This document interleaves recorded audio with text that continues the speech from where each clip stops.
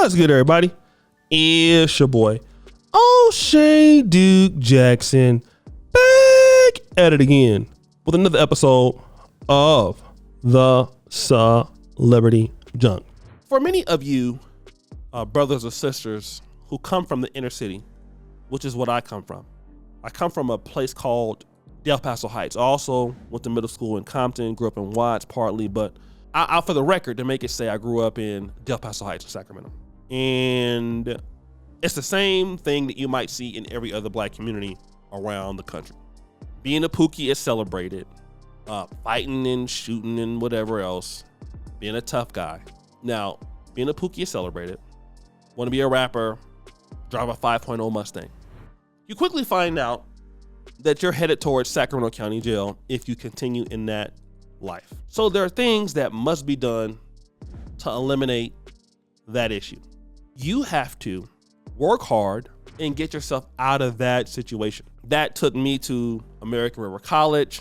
That took me into Sacramento State. That took me to Howard. It took me into UC Berkeley postbag, to medical school, all of those things to give myself a shot at whatever I'm doing now.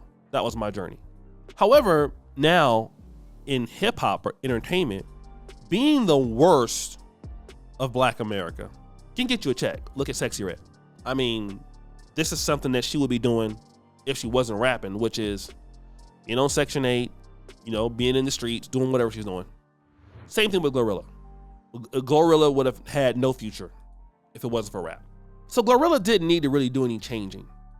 GloRilla just needed to continue doing what she was doing before, just by making it more ratchet in music. So GloRilla continued with her same bad habits that she's always had. It got so bad that TikTok stopped playing her music. Let's check it out. One thing I'm mad about, y'all, I'm mad because I can't use TikTok to promote my I'm mad y'all can't make TikToks to my music, man. I'm mad about that. So now, the reason why I'm dealing with that and why this is so important is because GloRilla just got a DUI in an Atlanta suburb. I think it's Gwinnett County. I'm not sure. It doesn't really matter. It's somewhere in Atlanta. A DUI. Remember, Tiffany Haddish got a DUI. Now, this is something for somebody like GloRilla, which is stupid. Okay? Let me explain why. GloRilla should have enough money to be able to get somebody to take her somewhere, an Uber, something like that. But no, GloRilla got a DUI. Why? Because this is what GloRilla talks about. GloRilla is doing what she talks about, which is things that don't make any sense. All right? This is what GloRilla is doing. GloRilla is doing this stuff, keeping it real, and she's never had to change, just like Sexy Red's never had to change, until they find themselves in a situation where it's gonna be bad. And one of the things about hood content or really dealing in, I would say, some of the hip hop stuff is all of your friends are in the, a lot of them are doing wild stuff. That's the situation I think with like academics. Academics is, his friends are people he talks about are guys in hip hop. And in hip hop, it's a lot of big booties, IG models, drinking. It's not like the environment he would have went into as a guy in actuarial science and mathematics. That would have been different at Rutgers. But he's around this sort of thing. Same thing with Fresh and Fit, around the OnlyFans crowd. Of course, you're gonna fall into that. I don't know why guys don't feel like they're gonna fall into that, because that's what you're gonna do. Partying all night, all of that. It's hard for you to separate yourself from the lifestyle. And this is what's happening to GloRilla, okay? Young, immature, causing problems, and talking about F Jigga free. And really the problem is you. A lot of the city girls are gonna go through this, unfortunately. Okay? All of this city girl stuff, we don't need a guy, F that dude. All you gotta do is just sit there and then let them do what they do best, which is most likely destroy everything, destroy their own life. Those who adhere to such nonsense don't even say anything. And it's sad because you can't help them. Okay? They're going to be out there with so many of those people who don't care anything about them. A lot of celebrities are influenced by a lot of normal idiots. All right? They get used a lot. right? They're not always the brightest of people. So they're doing things and they got people in their corner are yes men, like, or yes women. They should tell you like, no, you shouldn't do that. That's not smart. Let's get you an Uber. No. And probably wanting to drive because you probably didn't want to be, being recorded drunk. Well, the thing is this, get an Uber. Okay? Get an Uber. Why? Let me tell you why. First of all, somebody like this, what if you get yourself killed? I mean, obviously you're dead, and so we know that. But what about your mom? I'm pretty sure your mom needs your financial support. So where's the responsibility in that? Look at this guy, Henry Ruggs, a guy who killed somebody in 2021. He destroyed his own life, his own career, everything for his family, down the drain, before his career could even get started. He'll never come back to the NFL. Not now. He's done. Killed somebody. You're a first round pick. You messed up everything for your family, for yourself. That easy, that dumb, just that quick. And the world forgets about you. So a lot of this ratchet stuff, this ratchet music, it's coming back to haunt these people because it has no rules, right? It's do whatever you want to do. Then you get in Atlanta where that's kind of the culture for when I'm being told, yeah, F jigger free. And the only jigger that has the problem is not the man in the relationship this time. It's GloRilla. So I hope the young lady can get it together. She needs to learn. I know that recently she got invited backstage to talk to Beyonce. Maybe she need to call Beyonce up and get her life together, okay? Learn how to shake some of that hood stuff.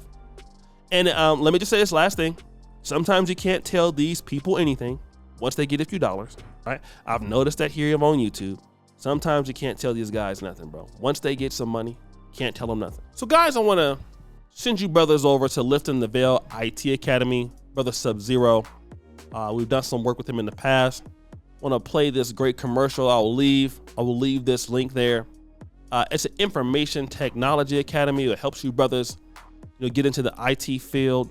I've done some streams with them in the past. So check out the link. The website is www.ltvacademy.com. Let's check out this, what they have to say, and then we'll be back. All right, guys. So we here. I'm recording now. So I got Thad, I got Charles, and I got Landreas, and you brothers really helped each other out. You guys came through Lifting the Veil. I guess I'll start with Charles and then go to Thad and then Landreas, and we'll just talk about it. So Charles, you there? Yep, I'm here. Yeah, brother. So just tell us about it. Tell us about your story. Like, how did you get your job? What was it like? Man, well, I gotta say, I went to the LTV Academy. It was about maybe a 4-5 month process. In that process, I was able to learn SQL, SQL, as well as some different softwares like SSIS and SSRS. Through the process, we actually started a 3-man study group as well. We met in the evenings on the opposite days that we didn't meet for class. That's one thing I forgot to mention. I think we met for class 3 times a week for about an hour or so. And our study group met on the remaining days. We just kind of pushed together, worked with each other, and anything we didn't understand, we just worked together to really work that out. We passed through Sub's course. I think we got done in October. We really jumped into interviewing best we could.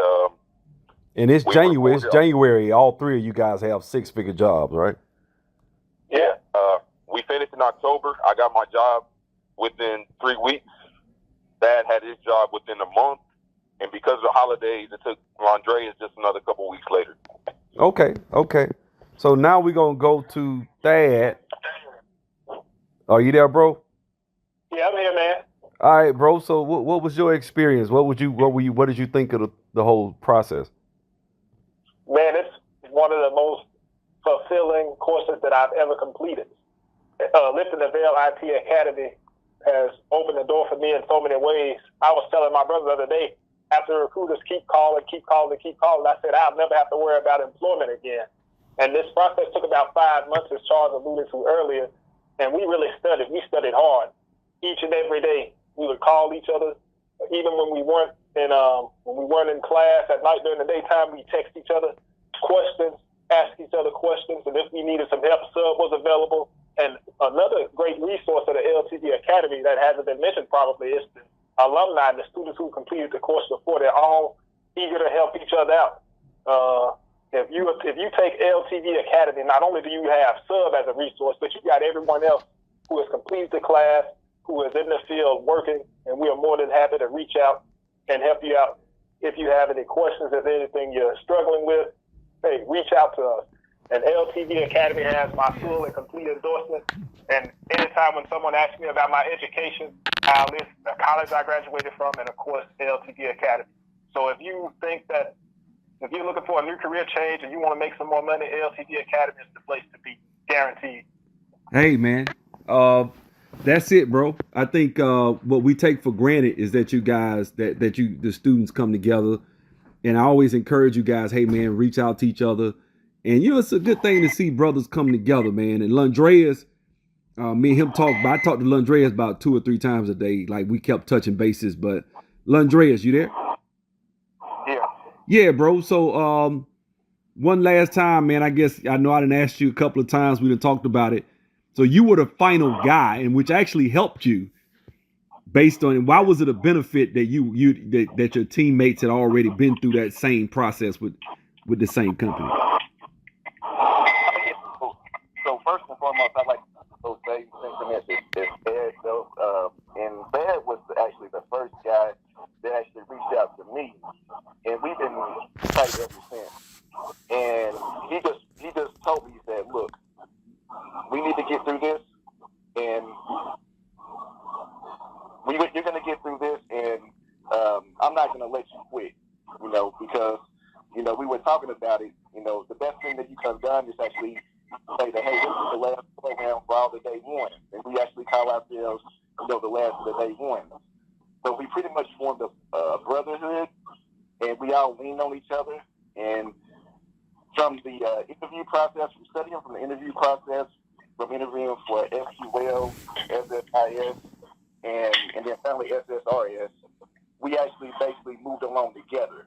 And we wouldn't even interview going to the next stage until all of us passed through with all those stages. And we kind of had that same transition with getting the job. And how it helped me personally is that, we record the interviews, listen to the interviews, iron sharpens iron. And I don't know what that. I mean, that's what I loved about you guys when y'all interviewed. It was like, I could tell, I'm like, man, y'all been working together. I could tell, because I remember when one came in, all 3 of you guys came in real good when it was on that SSIS, which was that was the gatekeeper. I always call that the gatekeeper. And you guys came in and aced that interview all at the same time. I was like, wow. Yeah, exactly. And in fact, I believe I was the first one to pass one of the tests. And you was like, and I had got in by like the skin of my teeth. And but the rest of the fellas didn't pass. It was like, Dre, you interviewed? I'm not going on without you guys. So I interviewed again until it failed a couple more times until we actually got it. Yeah. Okay. But going back to Dad, Dad was the second one of us that got a job, and basically, I was still looking. He was like, he put me on these recruiters, and turns out they actually shot me to the same place that he got placed at, and listened to the interview. So I had the cheat code, if you will, and now I'm passed on to the second interview, and I interview next Thursday. Is pretty much yeah. That's an introductory. Once you pass the technical part, you pretty much just get introduced. But that's it, bro. That's it. So guys, I thank you so much for what you have there. Appreciate you for all that you do. We're out.